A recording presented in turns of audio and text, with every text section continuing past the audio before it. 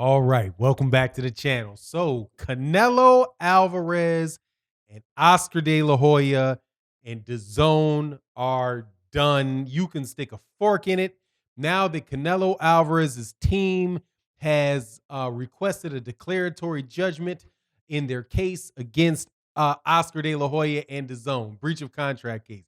Let's talk about that and why this move signals the end of the relationship, right? Like, not gonna come back from this, more than likely. Let's talk about that in this video.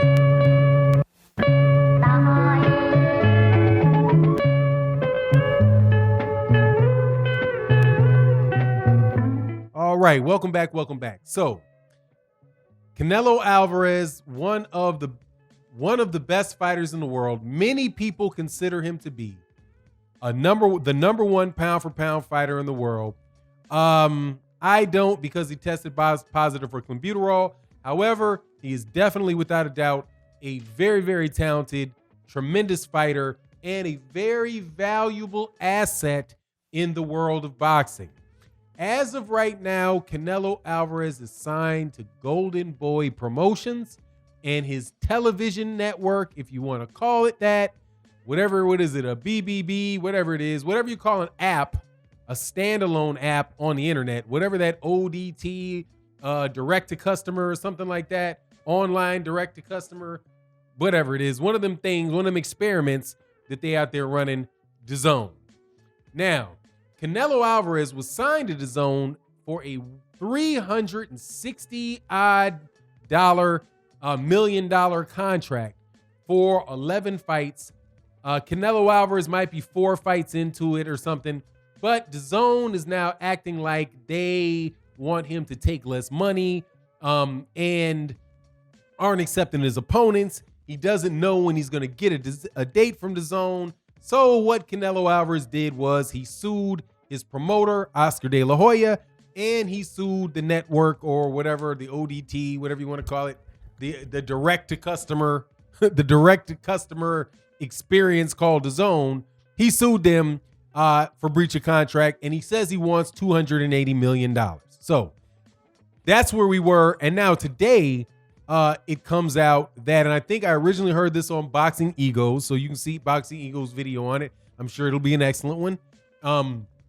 But then I looked it up for myself and I found, okay, made sure that I was like, okay, let me just clarify what I think is going on here, read as much as I can so I can give you guys my take on it.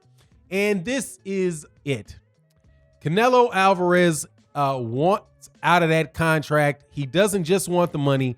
He wants out of the contract and he wants to fight now. So a declaratory judgment, what it is when you're in court and a petitioner asks for the court to settle an issue that may be in dispute. You can call it a controversy. So is this contract breached, right? Is there right now a promotional relationship between Canelo Alvarez and Goldenboy? And so if Canelo Alvarez does something else, he wants to know what his rights are, right? So let me try to be real clear about it. Canelo Alvarez wants to fight. And if he goes to either Top Rank or the PBC for a fight, he wants to make sure that neither PBC nor Top Rank have to worry about Dazn or Goldenboy Promotions suing them, because the court would say we're going to issue a declaratory judgment, so just so that we can clear the air here. Canelo Alvarez is no longer bound legally to Oscar De La Hoya. So consequently, he has no legal obligations to Oscar De La Hoya and no legal obligations to Dazn. So if you want to do business with Canelo Alvarez, we're letting you know that it's okay. We are now going to have and it is the effect of law, right? But at the same time, it is reviewable like anything else. So Oscar De La Hoya could say if the court decides to issue the declaratory judgment, then Oscar De La Hoya and Dazn could appeal it, right? And so that could take up more time, and they could go back and forth on that particular issue, then get back into all of that good old stuff that I'm not a litigator, just trying to give you just a high level of what it is and why I say that means Canelo Alvarez is really trying to get away from those guys. And more than likely, he has a suitor right now that is willing to do business with him. Now, who that suitor could be, well, let's look to the news that has come out recently about who Canelo may be fighting. If you recall, I don't know if you may or may not have seen the video that I did before, because I've been covering this topic about Canelo Alvarez and a lawsuit between him and Dazn for breach of contract. And I've always said that this was going to be a situation that was going to break up, that there was not going to wind up where these guys were going to be able to settle and keep moving forward. But regardless, I don't want to belabor the point. That's what the declaratory judgment is. He just wants to be able to go work, go have another fight, go do something else, and know what his rights are. So we should know pretty quickly, at least from the court that has jurisdiction over it now, whether or not they are going to say yes, the contract was breached by Dazn and by Goldenboy Promotions, and as a result, Canelo Alvarez is free to go wherever he wants. Now, specifically, you've heard people, promoters threaten other promoters. Like, for example, where like Eddie Hearn would say, the PBC fighters don't have a promoter, right? So I can talk to them directly. I can send them emails, like what happened with Jamal Charlo, right? And what happened with Gary Russell Jr. It's like, hey, if you're going to send an offer, you send an offer to Al Haymon. But because Al Haymon is not his promoter, Eddie Hearn is like, well, I can talk to you directly. It's not illegal because he's not a promoter. I'm a promoter. If you want to sign with a promoter, you're free. As far as what I know, you're free to sign with the promoter. But if